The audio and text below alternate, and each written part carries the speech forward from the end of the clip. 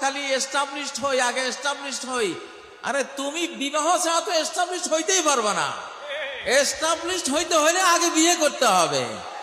সালাসুন হাক্কুন আলাল্লাহি আউনহুম, তিনটা শ্রেণীকে সাহায্য করা আল্লাহর উপরে আল্লাহ দায়িত্ব হিসাবে নিয়েছেন।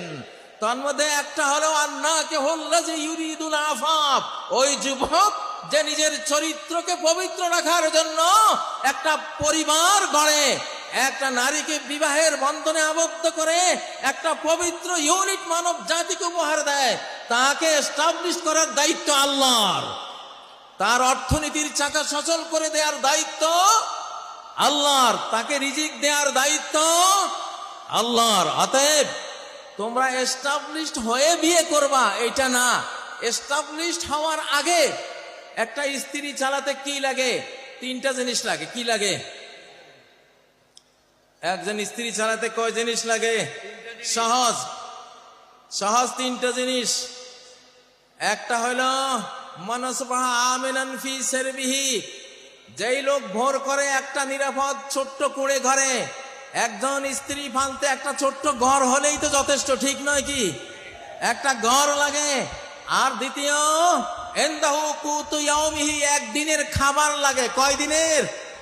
একদিনের খাবার যদি ঘরে থাকে, নিরাপদ একটা ঘর থাকে, মুআফান ফি বাদানিহি, তার শরীরটা সুস্থ যদি থাকে, তাহলে সে একটা পরিবার গড়তে পারে। আলহামদুলিল্লাহ।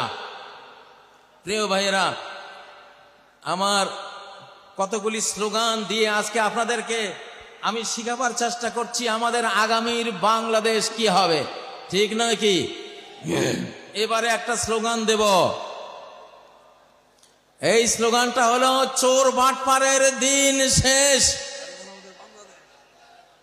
চোর বাটপারের দিন শেষ, আলিম ওলামার বাংলাদেশ, অলি আউলিয়ার বাংলাদেশ। এরপরে কি আরো দুই একটা মিলান। চোর বাটপারের দিন শেষ, যুবকদের বাংলাদেশ।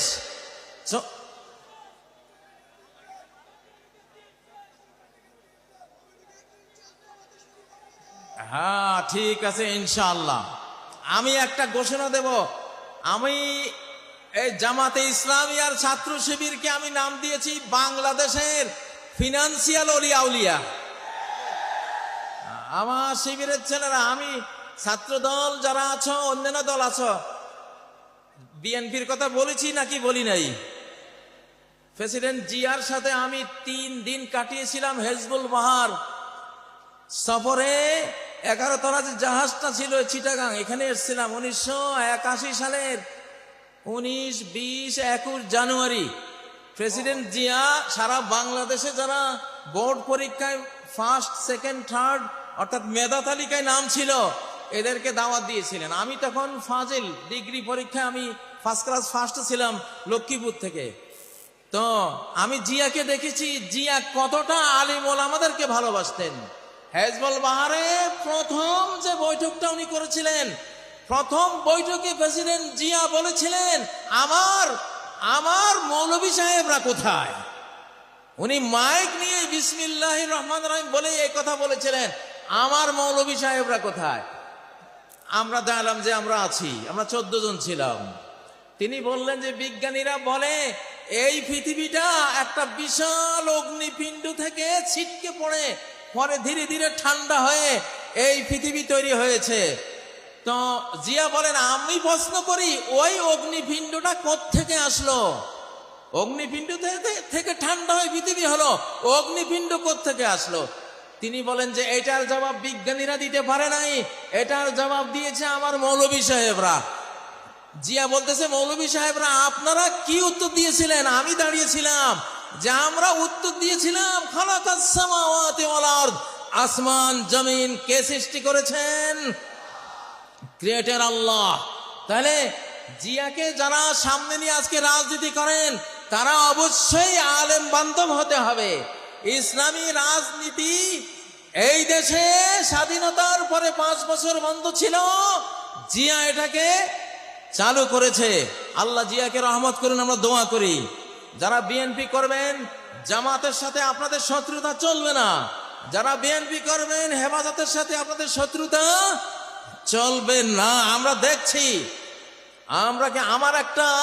আমি সব দলকে একসাথে বসাবার জন্য একটা সংস্থা করেছি, বাংলাদেশ বিপ্লবী কমান্ড কাউন্সিল। বলো, বাংলাদেশ বিপ্লবী কমান্ড কাউন্সিল। আমি ওখানে বিএনপিকে বসাতে চাই, জামাতকে বসাতে চাই, হেফাজতকে বসাতে চাই, আরো চরমনায় আছে তাদের, যারা যারা রাজনীতি করেন সবাইকে বসাবো।